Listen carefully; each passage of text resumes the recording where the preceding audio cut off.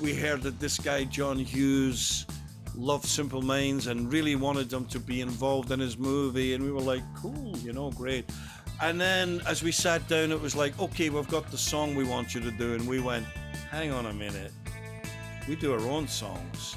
Hey everyone, I'm Katie Darrell, and today we are at home and social with Jim Kerr, the lead singer of Simple Minds. Dude, how's it going today? I never complained, Katie, so I'm not going to start now. Okay, not going to pick up any nasty habits. No. You know what I am picking up these days? Your new album, Direction of the Heart. This is a feel-good thing. Tell me all about it. Well, that's right. I mean, we say it in a jocular way, but at the end of the press release is a statement that said the goal of the record, apart from trying to make a great record, which you always try to do, or trying to make a great Simple Minds record, the context was, of course, like everyone else, we were trying to keep alive during COVID, not alive just as in alive, but alive creatively. We'd been out on tour when the world ground to a halt. And within a few weeks, we were saying, hang on a minute, we can't just sit here and twiddle our thumbs. So over a period of about a year, somehow managed to work around. We ended up in Italy, where I live. And Direction of the Heart is our 18th album in total. We couldn't get out and play live until recently, but it's great to have a new record up our sleeve, and one that's due to be released very soon on the 23rd of October. Do you think, because as of lately, obviously this whole series, these interviews via Zoom was created, birthed out of COVID, right? Yeah. So much happened because of that pandemic experience. But musically, do you think that when our children's children look back, the way we look at classic rock, right? Will people look back at this time frame and be able to feel the pandemic and COVID in everyone's music? Because so many people either went dark and gloomy and others went extremely happy and uplifting, but a lot of it was done in multiple locations and sending tracks around. Will this be a blip on our musical timeline, you think? Will people say, oh, that was COVID era music? I don't think it'll be quite as painted as that. I mean, speaking from our own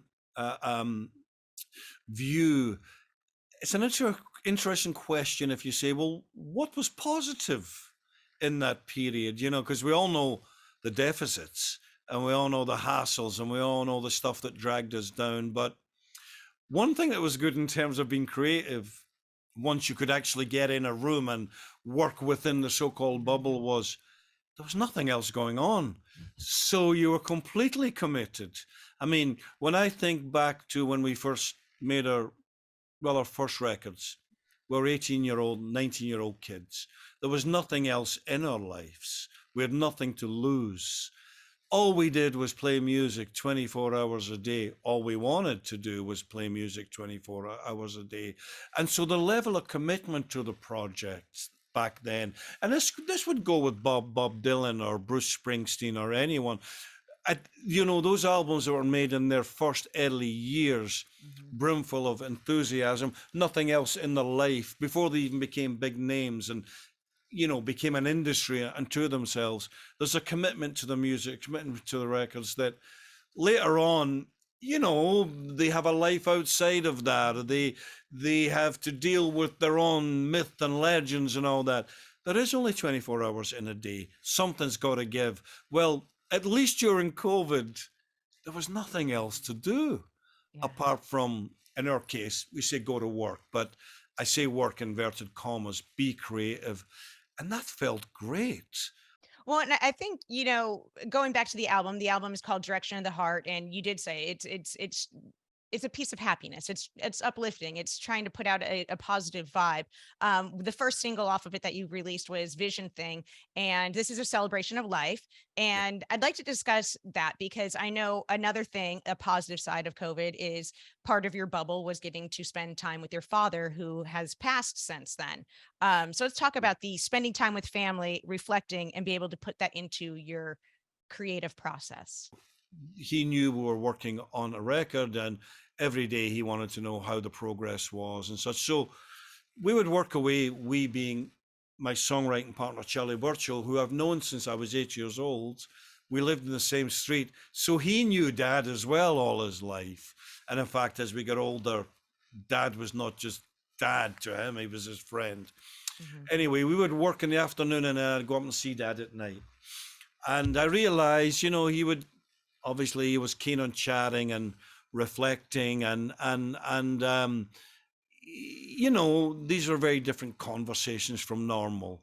Yeah. Um, and I realized that the song I was writing was about him.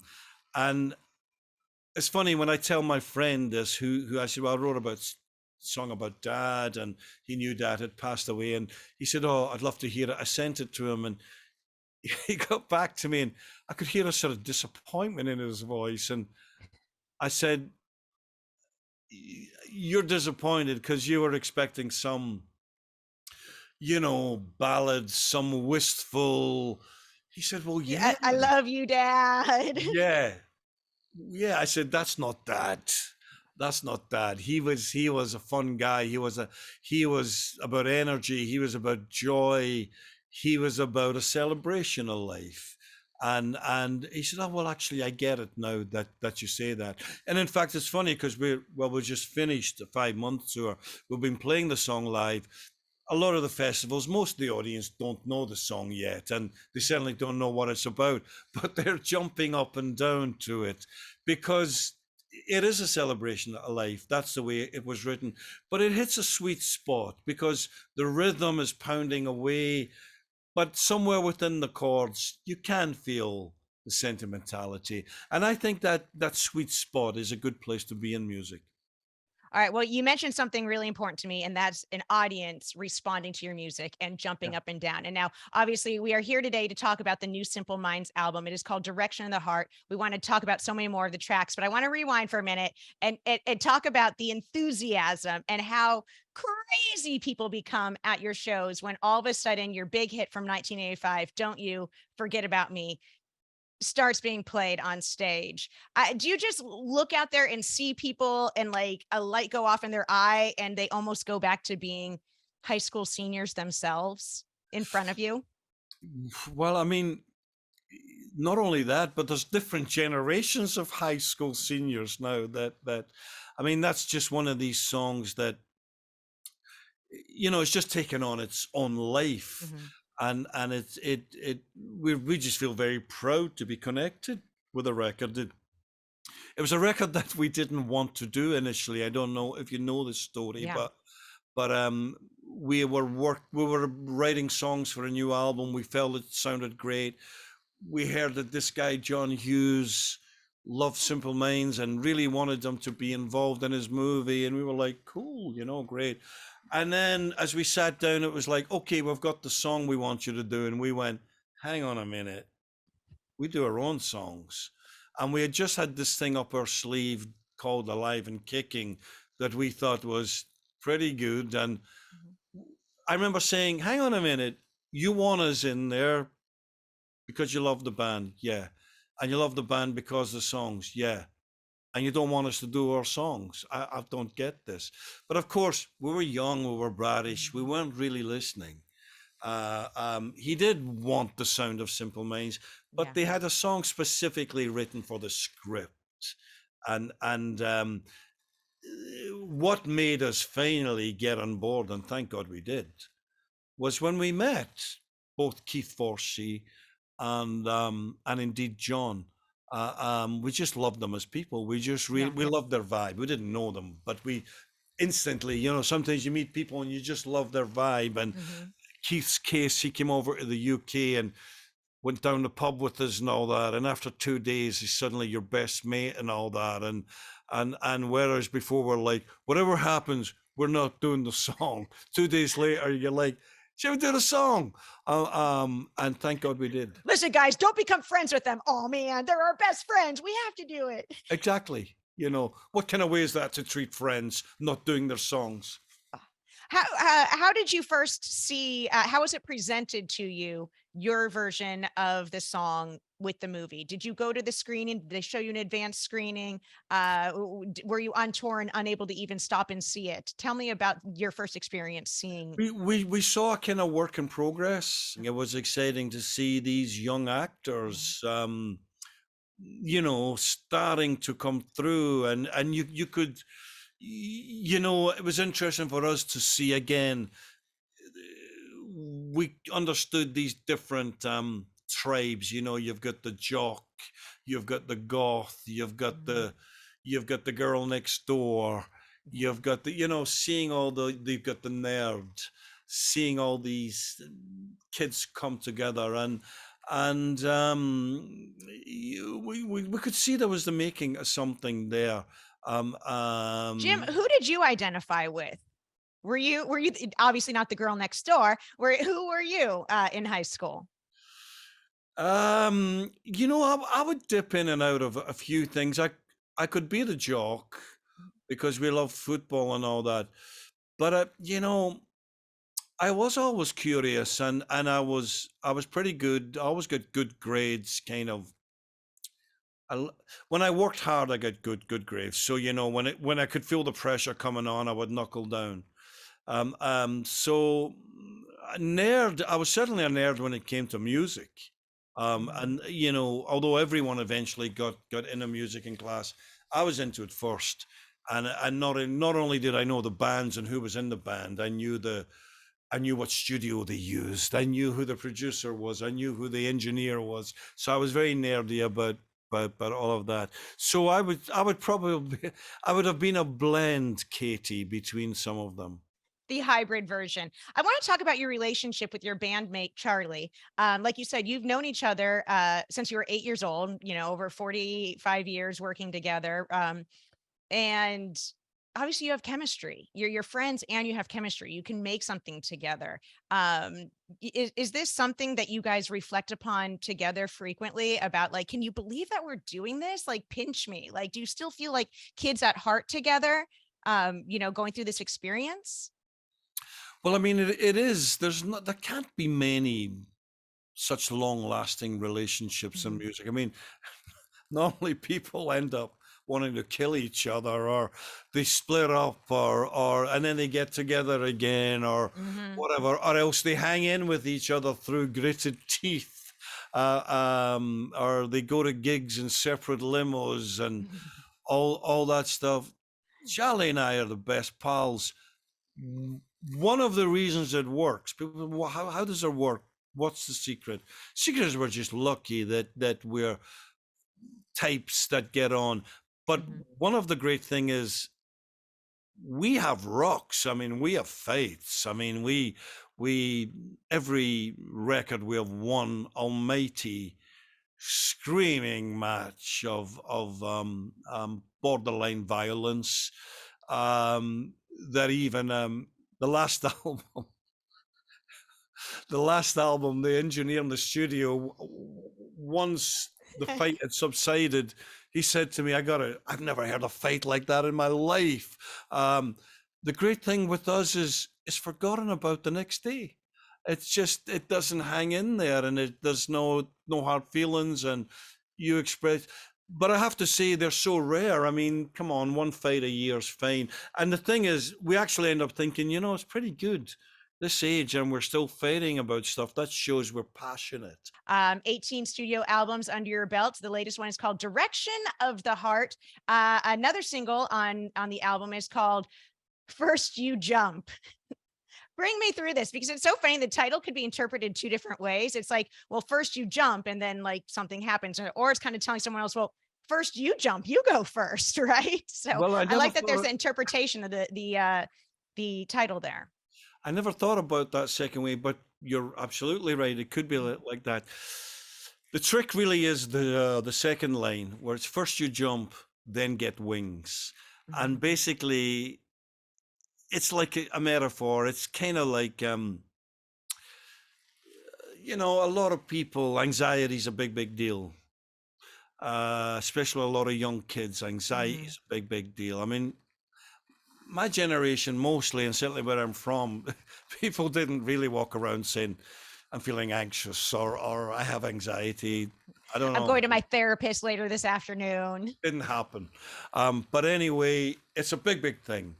And certainly a friend of mine, it's been a big deal with his daughter. So I was thinking about those kids, and I was thinking about a certain generation, and every generation has its trials and tribulations to deal with. And so it was a kind of poetic way of saying, don't be scared, Yeah. jump in, keep the faith, jump, you'll find it, don't hang back. So I mean, the title of the song was First You Jump, Then Get Wings, but that was all felt to be a bit of a mouthful. So it got cut down to the snappier First You Jump. For those of you just tuning in, I'm Katie Darrell, and he is Jim Kerr of Simple Minds. The band has a new album out that everyone should be getting their hands on at any moment. I got to ask you, your voice has been described as, quote, David Bowie's rich baritone.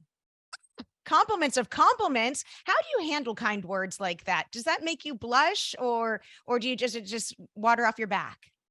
Well, that would be lovely. I mean, to have a rich tone. Who wouldn't want a rich tone given the choice? And who wouldn't want to have your name mentioned in the same as David Bowie, who, I'll tell you quickly, my relationship with David Bowie goes back to first ever concert ticket that I bought. As soon as you say David Bowie, you know, we think of the glamour and we think of all of that. I was able to buy that concert ticket because I wasn't 14 yet, and I had my first job after school and working on a Saturday, cleaning the back store of a butcher shop. Oh, not pretty. Not pretty. Blood and guts. However, here's the good news. Shows you how long ago this was. I got paid £5 a week. David Bowie's Ziggy Stardust tour came to Glasgow. The matinee show, because the evening show was already sold out. Front row, 60 pence, which meant I was Frank Sinatra. I could bring you and your mum if you like. You know, I was rich, and that job enabled me to see, at the age of 13, 14, David Bowie, Queen, The Who, Alice Cooper, Led Zeppelin, all my mates in class, you know, they missed all of that. No one had any money. But I had this job, and okay, it was a bit of a deal, but looking back now, what a deal. But David Bowie, that was the first concert ticket I ever bought. It all's very full circle when things like that happen. You're getting compared to one of your favorite artists. Mm. Well, the new album is called Direction of the Heart. Everyone needs to get their hands on it. Jim, Simple Minds. This is a band that truly takes people down memory lane. They hear your music, and whether it is hearing that specific song, Don't You Forget About Me, or just anything else from your catalog over the last, dozens of years, there's a feeling, there's a vibe to your music, and people know it and they relate to it, and they get a nostalgic vibe. What gives you nostalgic vibes? Well, I mean, music, I the way music works, I worked in music all my life. Still don't know how it works, but I do know this, that there is nothing else as potent in terms of taking you back to a time and a place as music. In my opinion, even a photograph, even a film doesn't quite conjure up. I mean, when I hear, it's an obvious thing, when I hear Eleanor Rigby, I can actually feel the cheap Formica table in my mother's kitchen, because the radio, that's where it sat. And God knows what age I would be then, 8, 7, 9, 8, I think.